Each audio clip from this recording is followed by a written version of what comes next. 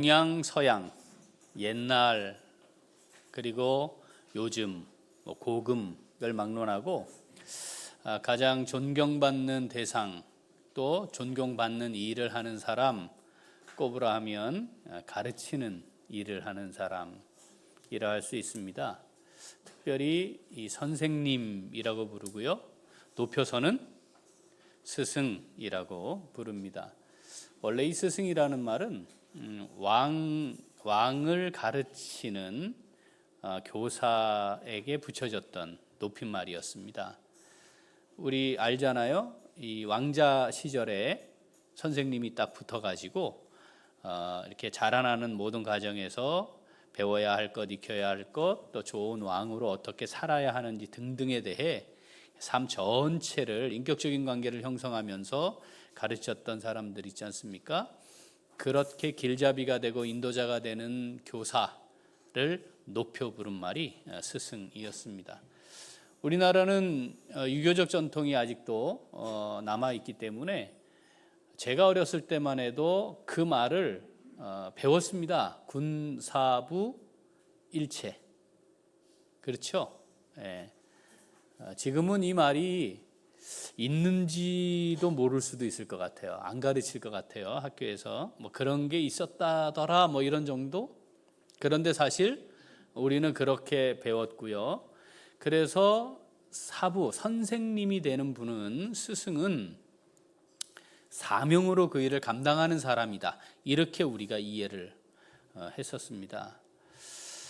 어느 순간 이 사람을 가르치는 이 귀한 숭고하게 여겼던 이 영역이 직업군으로 바뀌었고 스스로 우리가 노동자로서 권리가 보장되어야 되겠다 하는 상황이 벌어져서 이제 스스로 근로자 월급 받고 일하는 사람이 되어버린 안타까운 상황이 있습니다.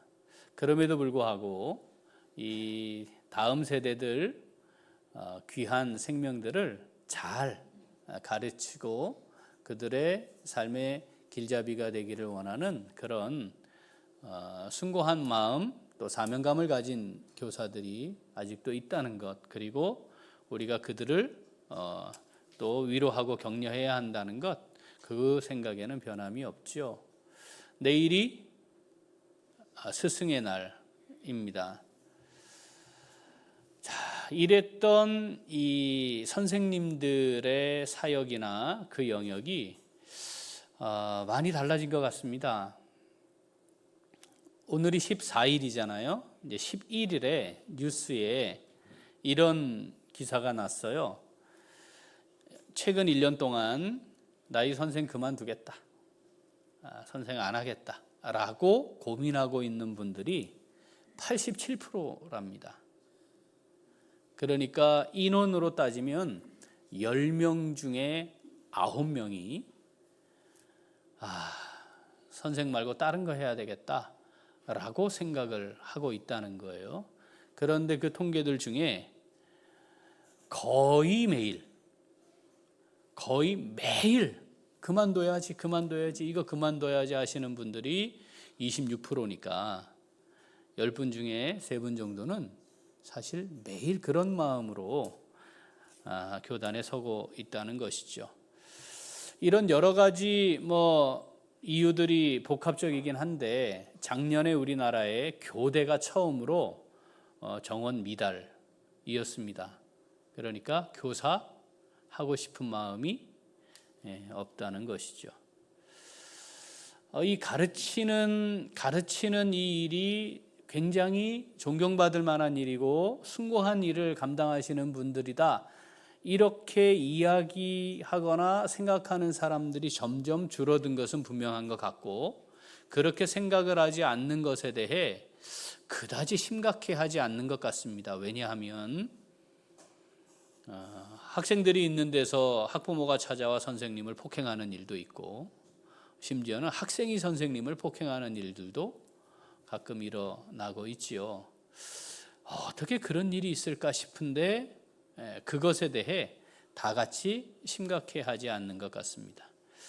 이미 사람 만드는 곳, 사람으로 세워가는 곳이 아니라 입시를 위해 존재하는 기관으로 학교가 전락해 있는 것, 우리가 이것을 이해한다면 충분히 그럴 수 있겠다 싶죠. 만약에 이 선생님들이 성적을 매기고 진학에 영향을 주는 힘마저 없다면 학교는 어떻게 될까? 참 암울한 모습입니다. 스승의 날인데 스승이 있을까요?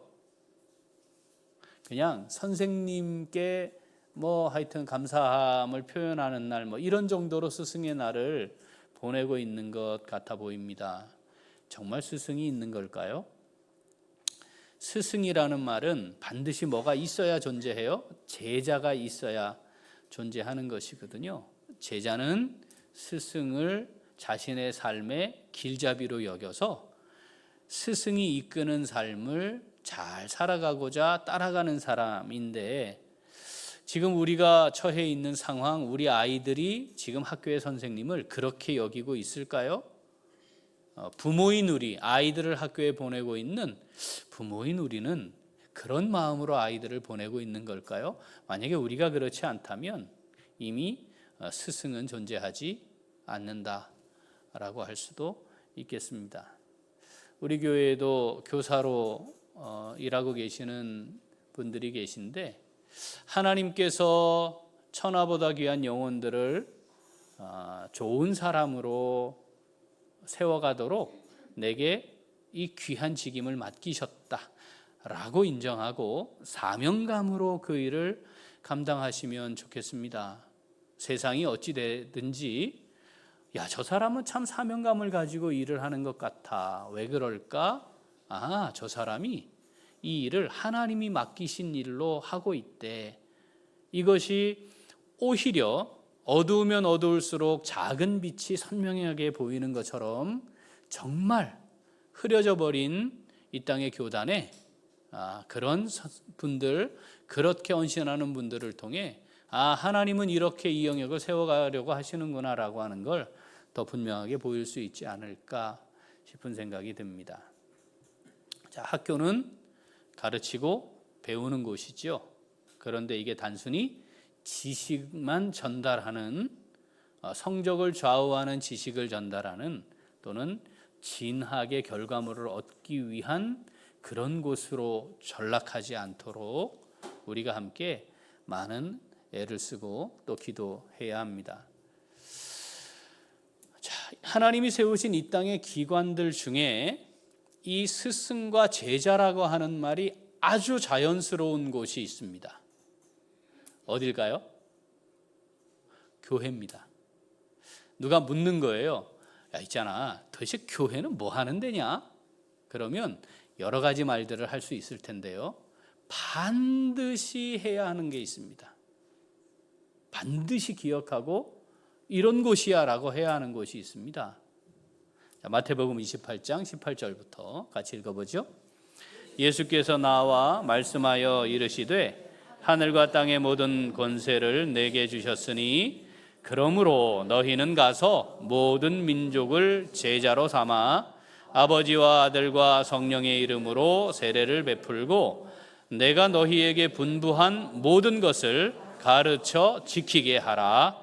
볼지어다 내가 세상 끝날까지 너희와 항상 함께 있으리라 하시니라. 아멘. 답은 뭐예요? 교회는 뭐 하는 곳이에요? 제자 삼는 곳입니다. 따라해 볼까요? 제자 삼는 곳입니다. 제가 질문할게요. 교회는 뭐 하는데요? 이게 아니면 주님의 교회가 아닙니다. 그러면 어떻게 제자를 삼아요? 주님 말씀하셨어요. 따라할까요? 주님께서 분부하신 모든 것을 지키도록 가르치는 겁니다.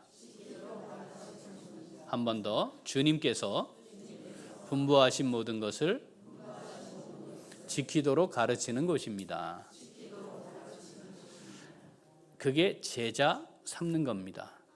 그러니까 제자 삼는 곳, 이렇게 전제를 하면 교회는 뭐가 있어야 되는 거예요. 항상 제자가 있어야 하고, 제자가 있다는 말은 뭐가 있다는 말이에요? 스승이 있다는 말이죠. 그러니까 스승과 제자는 어떤 거예요?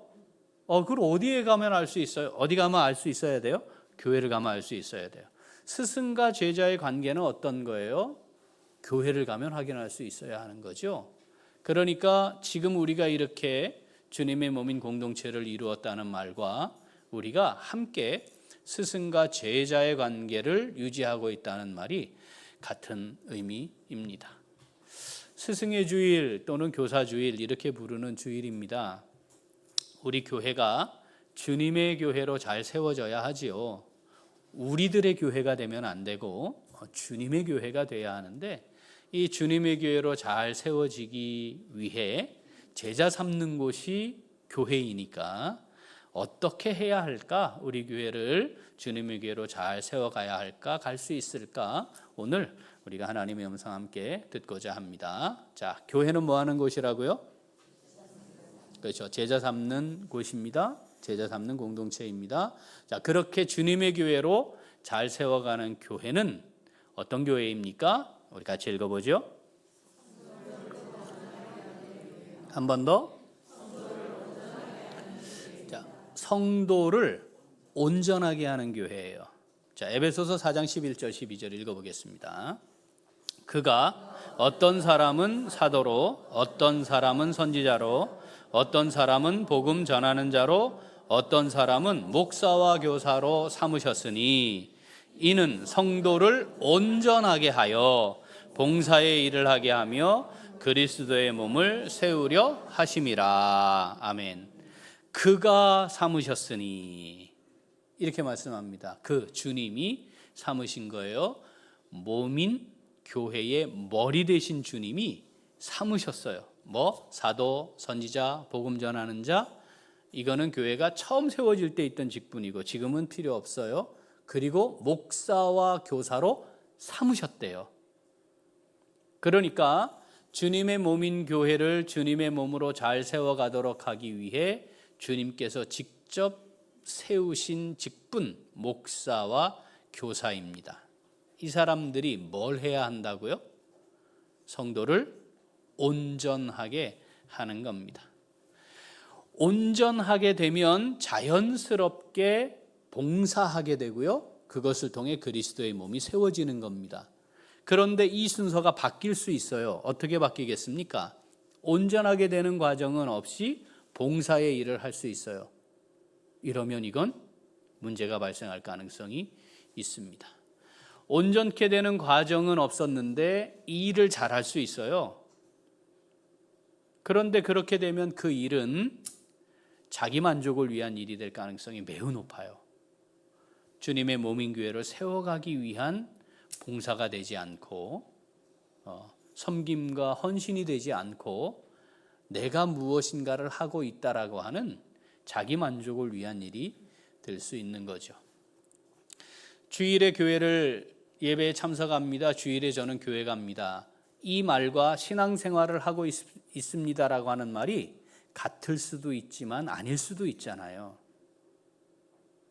신앙생활을 제가 하고 있습니다. 이 말과 같은 말이려면 제가 지금 온전하게 되는 과정을 진행하고 있습니다. 라는 말이어야 합니다. 사랑하는 우리 귀한 식구들, 신앙생활이 교회를 다닌 시간이 얼마나 되셨습니까? 그때보다 지금 온전해져 있나요? 앞으로 더 온전해져 갈 것인가요? 온전해진다, 온전해졌다, 이걸 다르게 표현하면 성숙하다입니다. 자, 성숙하다의 반대말은 뭘까요? 미숙하다예요. 미숙하다. 그런데 이 미숙하다보다 더 반대말이 있어요. 그게 뭐냐면 노숙하다입니다. 성숙함에 이르러야 할 마땅한 지점쯤에 와 있는데 성숙하지 않은 거예요. 그런데 뭐는 많아요? 듣고 보고 경험한 건 많아요. 그렇게 살지 못하지만 판단할 능력은 아주 탁월함에 있는 거죠. 모양을 어떻게 갖추어야 하는지도 잘 알고 있어요. 이게 뭐예요? 노숙한 거거든요. 교회를 오래 다니는데 성숙함에 이르지 못한다면 노숙해질 가능성이 매우 높습니다. 우리는 어떻습니까? 온전해져 가고 있는 단계에 있습니까? 그리고 온전해지기 위한 기대와 소망이 있습니까? 간절함이 있습니까? 그것이 있어야 신앙생활을 제대로 바르게 하는 겁니다. 우리 교회가 어떤 교회여야 합니까? 우리 교회는 주님이 기뻐하시는 주님의 교회여야 합니다. 그렇다면 우리 교회는 어떤 교회가 되어야 합니까? 제자 삼는 공동체가 되어야 하는 것이죠. 그리고 나는 어떤 사람이어야 합니까? 제자여야 합니다. 그런데 내가 제자가 되어야 하는 이유는 하나님께서 앞으로 우리 교회로 인도해 올 천하보다 귀한 영혼을 또 뭐 삼아야 돼요? 제자 삼아야 하기 때문에 그렇습니다. 우리 교회가 주님의 교회로 좋은 교회로 세워진다는 말은 좋은 스승이 많이 세워졌습니다 라는 말과 또 제자들이 잘 세워지고 있습니다 라고 하는 이 말이 같이 있어야 하는 것이죠. 우리 교회에는 그렇게 성숙함에 이를 수 있도록 하는 여러 양육 체계들이 갖추어져 있습니다. 의도적으로 감사함으로 기쁨으로 참여해야 합니다. 시간 지나면 그냥 되는 게 아닌 것이죠. 그래서 우리가 모두가 다 그냥 예배만 드리고 가는 사람이면 안 돼요. 그건 하나님의 뜻과 전혀 다른 거예요. 하나님의 뜻은 뭐라고요? 그리스도의 몸을 세워가도록 봉사하게 하기 위해 우리를 온전케 하는 이 귀한 사역들을 감당하게 하신다니까요. 그러니까 그렇게 하는 것이 신앙 생활인 겁니다. 우리 교회는 성도들이 온전케 됨을 함께 경험하는 스승과 제자, 좋은 스승이 많이 세워지고 좋은 스승이 될 수 있는 제자들이 많이 세워질 수 있는 그런 하나님 기뻐하시는 교회가 될 수 있기를 소원합니다. 자, 그럼 그렇게 제자 삼는 교회, 제자 삼는 곳인데 그렇게 성도를 온전하게 하기 위해 우리 교회가 주님의 교회로 잘 세워지도록 하기 위해 뭘 해야 할까요? 우리 같이 읽어보겠습니다. 한 번 더. 자, 충성된 사역자들을 잘 세워야 합니다.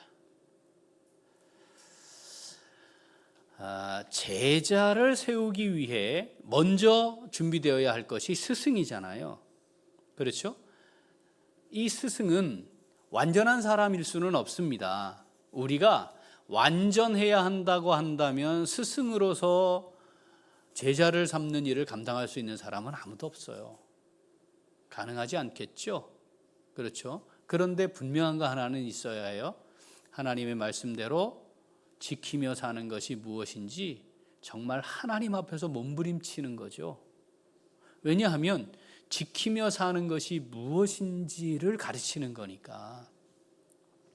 내가 잘 살지는 못하지만 나도 여전히 그렇지 못한 부분들이 있지만 또 자주 그렇게 못하는 상황에 놓이기도 하지만 그럼에도 불구하고 하나님의 말씀, 주님이 분부하신 이 말씀대로 지키며 살기 위해 몸부림치는 모습은 여전히 있어야 한다.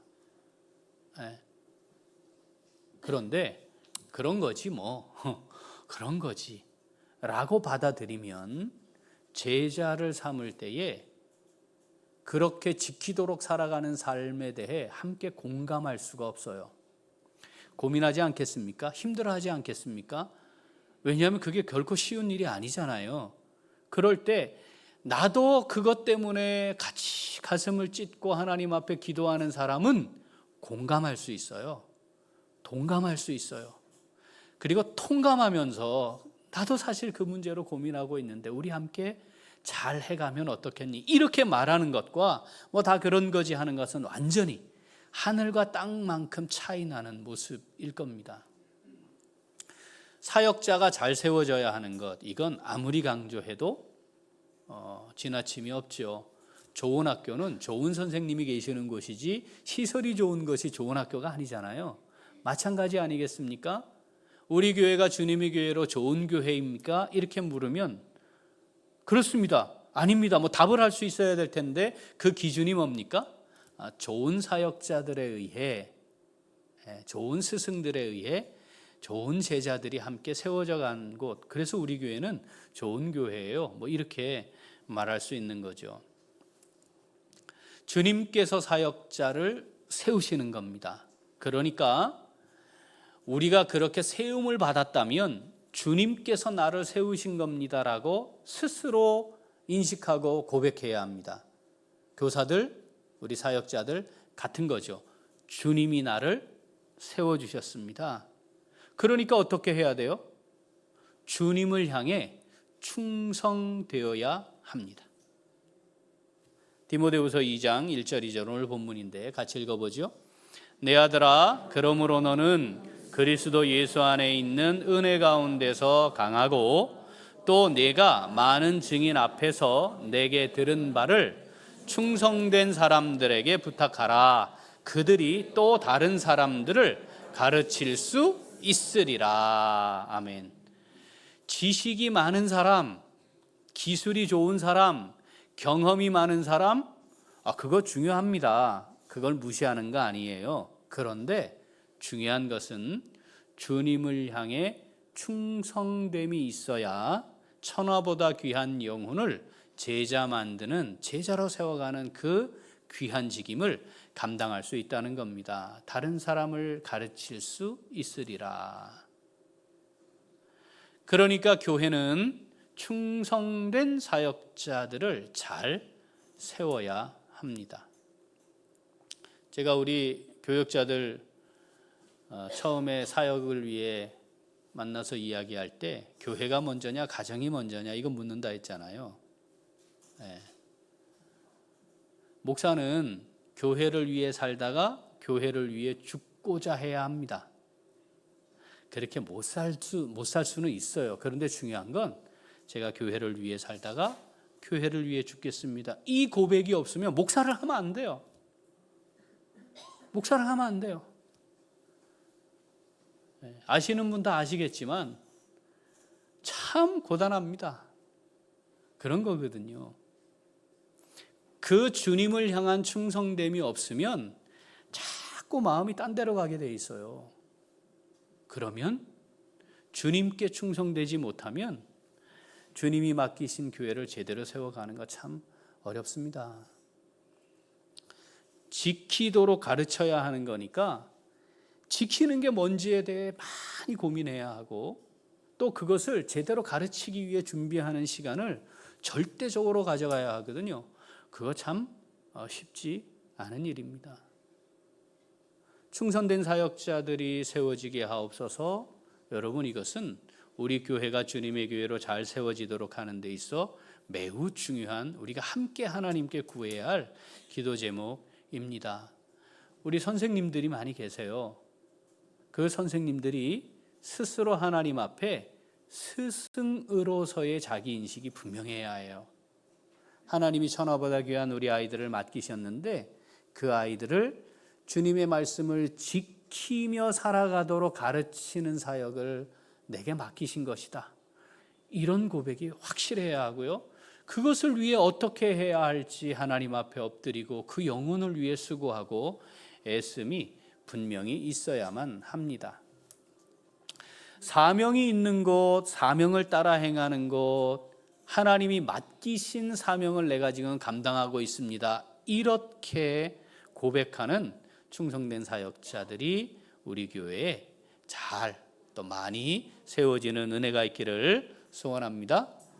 자, 그러면 주님께서 피로 값주고 사신 모민교회니까 그런 스승들만 있으면 참 좋을 것 같지 않습니까? 그런데 교회 안에 다른 유형의 스승들도 있대요. 디모데후서 우리가 2장 지금 말씀 보고 있는데 4장에 이런 말씀이 있어요. 같이 읽어보죠.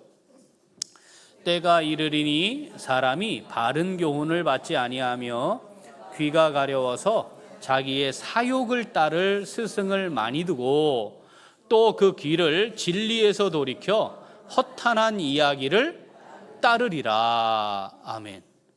이게 지금 교회 안의 얘기거든요. 어떤 일이 있을 수 있다는 거예요. 스승이 있긴 한데, 스승을 두기는 한데, 주님이 삼으신 목사와 교사가 아닌 내 마음에 드는, 내가 원하는 내 뜻에 맞는 스승을 둔다는 거예요. 바른 교훈을 받지 않는데요. 자, 바른 교훈은 뭘까요? 이거잖아요. 하나님의 말씀. 그죠? 말씀이 그러한가? 이건 별로 중요하지 않아. 뭐가 중요해요? 맞아. 내가 생각하는 게 저거야. 그렇지.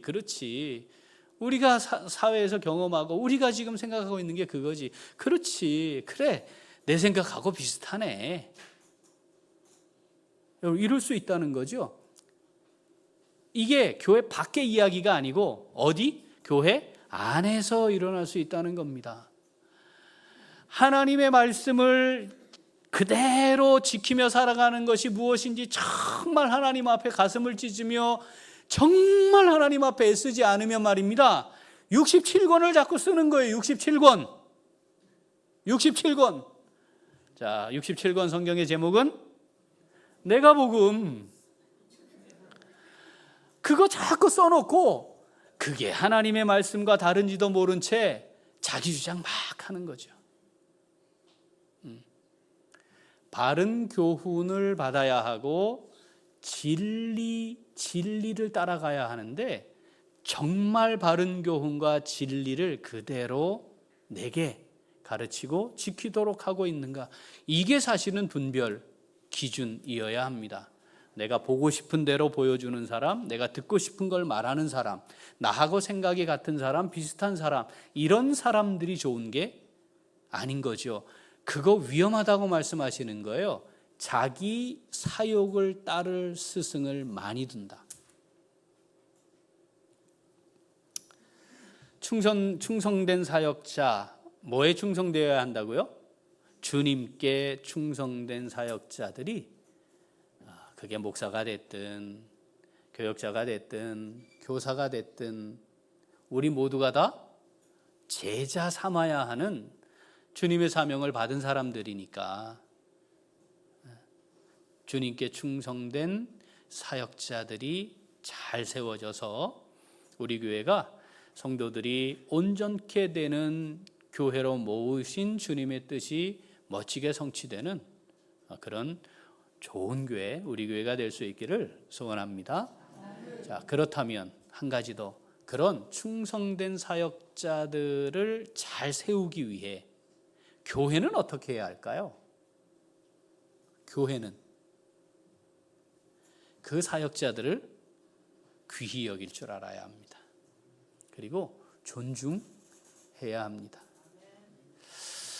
하나님의 말씀대로 하려고 애쓰고 있는 것인가? 이게 딱 기준인 거잖아요. 그런데 제가 이 앞에 서서 하나님의 말씀을 이렇게 전하고 양육하는 삶을 살고 있지만 여러분, 제가 답일 수 없어요. 제가 답이라고 생각하고 기대하시면 실망하는 일이 많을 겁니다. 답은 예수님이에요. 제게 여전히 제 안에 있는 계속되는 싸움이 있을 거고요. 그런데 그 싸움에서 어떤 부분은 질 수도 있어요. 어떤 부분은 완전하지 못한 부분들이 있을 수 있잖아요. 그런 모습이 보일 때 우리가 해야 될 것은 함께 기도로 세워가는 일을 해야 되는 것이죠. 그런 마음으로 제가 이 자리에 서 있는 거고요. 제가 여기서 내려가면 여기서는 하나님의 말씀을 있는 그대로 전해야 하는 사명을 감당하는 것이지 제가 그대로 다 사는 게 아니잖아요. 근데 우리가 이런 마음 가질 수 있죠. 이거 니나 똑바로 하지. 그건 그거고 선포되는 말씀은 내게 주시는 말씀으로 이 말씀을 그대로 전하는 것이 나를 위한 것이니까 그렇게 받는 것은 나를 위한 일입니다. 나를 위한 일. 자, 그러면 기본적으로 어떠해야 할까요? 우리 교회는 하나님의 말씀이 하나님의 말씀 그대로 선포되고 하나님의 말씀을 하나님의 말씀 그대로 받아서 그 말씀대로 지키며 살아가기 위해 함께 애쓰는 사역자들이 잘 세워지고 우리는 그 사역자들을 귀히 여기고 존중하고 또 내가 하나님이 세우시는 자리에 스승이 되어야 하는 날이 올 텐데 그때를 위해 또 함께 잘 준비해 가는 것이죠. 그게 같이 잘 어우러지는 교회가 좋은 교회입니다. 그게 주님의 교회입니다. 갈라디아서 6장 6절 7절 읽어보겠습니다. 가르침을 받는 자는 말씀을 가르치는 자와 모든 좋은 것을 함께 하라. 스스로 속이지 말라. 하나님은 업신여김을 받지 아니하시나니 사람이 무엇으로 심든지 그대로 거두리라. 아멘. 심은 대로 거두는 거죠. 무엇으로 심든지 그대로 거두는 거예요. 이게 하나님의 법칙이거든요. 심은 대로 거둔다. 이 7절 말씀을 따로 떼어내면 어디에도 다 맞는 말씀인데 성경의 기록은 6절에 연결되어 있다는 겁니다. 6절 말씀은 이거예요. 가르침을 받는 자는 가르치는 자와 모든 좋은 것을 함께 해야 한다. 속이지 말아라. 스스로 속지 말아라. 하나님 다 아신다 이런 거죠. 네가 심은 대로 거둘 거야. 이 말씀이 앞에 있는 거와 같아요. 가르침을 받는 자인 내가 그런 위치에 있다면 가르치는 자와 모든 좋은 걸 함께 하는 겁니다. 이 모든 좋은 걸 함께 한다는 말은 그래야 그 가르치는 자 하나님이 세우신 그를 통해 나를 잘 세울 수 있기 때문에 그런 겁니다. 우리 아이들을 맡아주시고 있는 선생님들 귀히 여기셔야 합니다. 가정에서 우리 아이들 충분히 신앙으로 교육하는 게 어려운 환경이십니까? 그러면 안 돼요. 근데 우리가 그런 현실에 처해 있다면 만약에 그렇다면 정말 우리 아이들의 영혼을 사랑으로 잘 세워가기를 원하는 교사가 마지막 보루 아니겠습니까? 그렇지 않을까요? 가정에서 우리 아이들을 하나님의 자녀로 잘 양육해야 되는 책임, 그게 우리가 부모가 됨인데 그게 제대로 안 되고 있다면 마지막 보루는 교회잖아요. 마지막 보루는 그 선생님들을 귀히 여기고 존중하고 존경해야 합니다. 어떻게 하라고 말씀하신다고요? 모든 좋은 것을 함께 하는 겁니다. 히브리서 13장 17절 읽어보죠. 너희를 인도하는 자들에게 순종하고 복종하라. 그들은 너희 영혼을 위하여 경성하기를 자신들이 청산할 자인 것 같이 하느니라. 그들로 하여금 즐거움으로 이것을 하게 하고 근심으로 하게 하지 말라. 그렇지 않으면 너희에게 유익이 없느니라. 아멘. 왜 그렇게 해야 하는지 또 이와 관련된 말씀이 성경에 많이 있는데 왜 이걸 이렇게 애써서 강조해 두셨을까요? 누구를 위함입니까? 가르치는 사람들을 위함이 아닙니다. 제자가 되고자 하는 사람들을 위함이에요. 그래야 제자가 무엇인지 제자의 삶이 무엇인지 제대로 알 수 있고요. 그리고 어느 수준쯤에 이르면 이제 스승이 되어야 하잖아요. 제자 삼아라 이 명령이 교회에 주신 명령이고 교회를 이루고 있는 우리를 향한 명령이라면 우리가 다 스승이 되어야 하는 위치에 돼 있을 수 있어요. 교회 몇 년 다니셨어요? 그러면 지금쯤은 딱딱한 음식도 먹을 줄 알아야 하고 다른 사람을 제자로 삼는 그 귀한 사역을 감당할 준비도 되어 있어야 마땅하지 않은 겁니까? 그런데 여전히 죽을 먹여야 하고 이유식을 벗어나지 못하는 수준에 있다면 이건 참 슬픈 일입니다. 사랑하는 귀한 식구들, 선한 이웃 우리 교회 주님이 왜 우리 교회를 세우셨어요? 이곳에서 제자가 많이 세워지도록 하시기 위해 이 세상에 파송해 보내서 하나님의 나라와 그의 의를 위해 살아가는 하나님의 종들이 많아지도록 하기 위해서 우리를 여기로 이렇게 부르신 겁니다. 주일 예배 드리고 가는 것으로 충분합니까? 내가 복음입니다. 67권입니다. 요만큼 하면 됐지. 내가 복음입니다. 하나님의 말씀이 내게 무엇을 말씀하고 있는지, 하나님은 무엇을 원하시는 것인지에 대한 기준이 하나님의 말씀이어야 합니다. 그러니까 신약 성경 통독도 참석하셔야 해요. 하나님 말씀 안 읽는데 그게 가능하다고요? 안 돼요. 교회 다니는 걸로 절대 안 된다니까요. 선한 이웃우리 교회, 우리를 이곳에 부르신 우리 하나님의 뜻은요, 우리가 주님의 제자로 성숙해지기를 원하시고요, 때가 되면 스승이 되어서 또 주님의 제자가 되어야 할 사람들 제자로 잘 삼기를 원하시는 겁니다. 나는 어떤가 우리가 한번 돌아보고 내가 스승이 되고 또 제자가 되고 좋은 제자로 준비되어 또 스승이 되고, 그렇게 해서 우리의 이 모임이 스승과 제자들이 좋은 스승이 있고 좋은 제자들이 있는 그런 주님의 공동체로 잘 세워져서 주님 기쁘시게 하는 복된 교회로 우리 교회 잘 세워갈 수 있기를 소원합니다. 아멘. 기도.